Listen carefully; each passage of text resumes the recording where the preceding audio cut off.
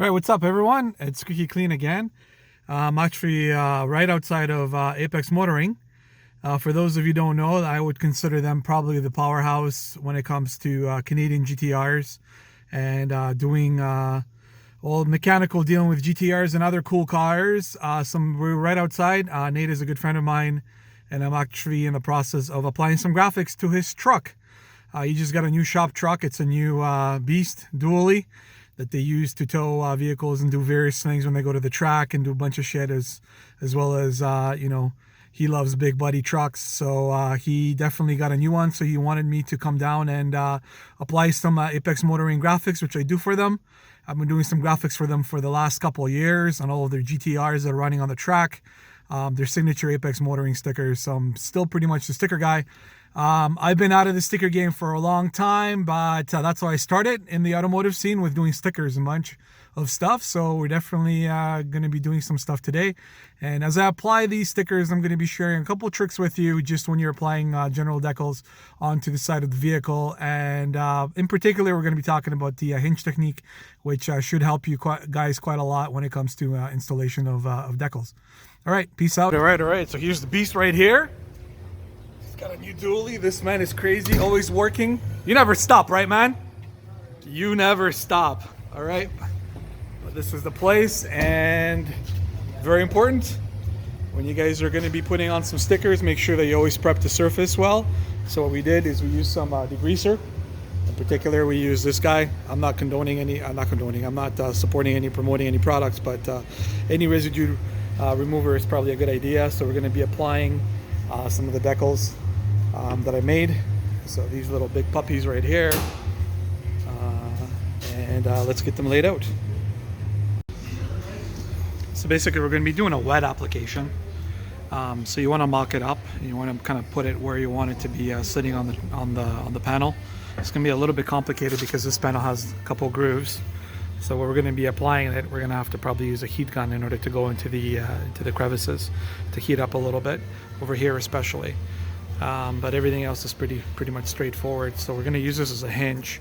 So what I'm going to do is I'm going to secure this a little bit more so it sits on here, and then what we're going to do is we're going to remove this panel, cut it in the middle over here, and then we're going to start applying it gently. But we're going to obviously wet everything as we're doing it, so it goes on, and it gives us a little bit of ability to reposition everything, and we'll go from there. Okay, so basically I cut it through where the hinge is going to be, and I'm letting it through. Now I'm going to wet the application just like that. Make sure there's a substantial amount of fluid, and I'm going to be applying it gently, making sure that it goes nice and smooth and I don't have any creases.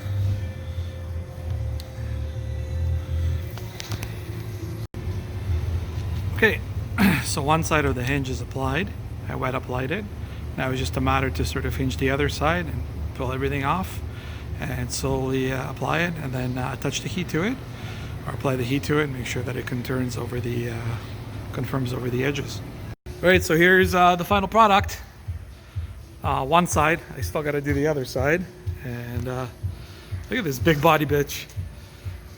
Oh my God,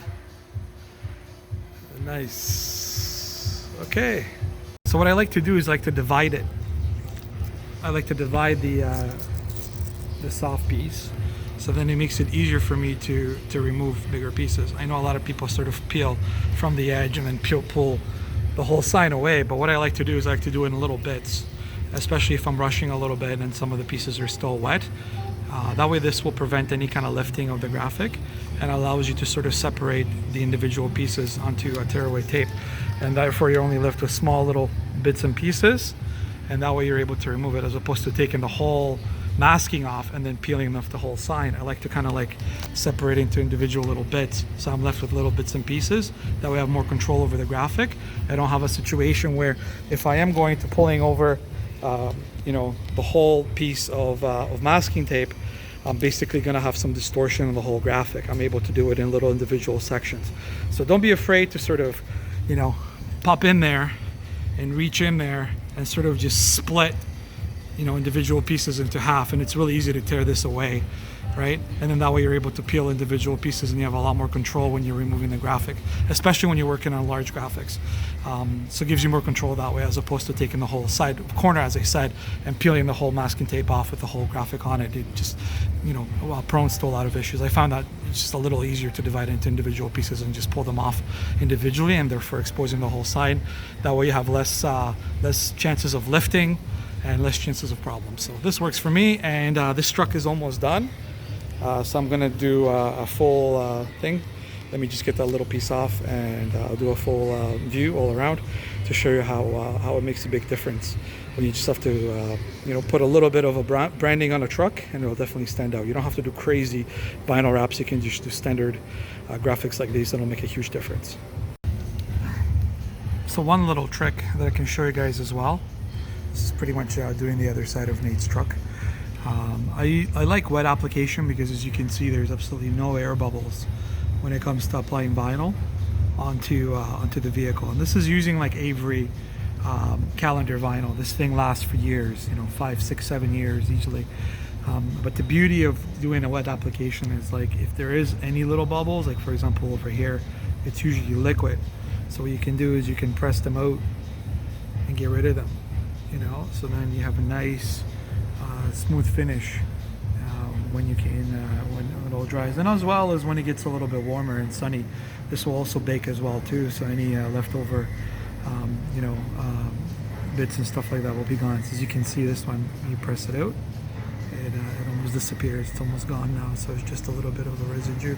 So rapid tack application is what I like to do when it comes to old school vinyl. This is the most durable, and this is the highest quality vinyl that you could do on a vehicle. I love using this stuff. This is old school vinyl graphics that lasts for a long time. You buy good quality, it lasts for a long time. But one trick that I want to share with you guys is a lot of people like to go from the edges and pull out from the edges. Like, this is still wet, so it's still lifting a little bit. What I like to do is I like to tear it halfway through. So let me tear it, and I'll get back to you in a sec. Here it is, just nice and clean.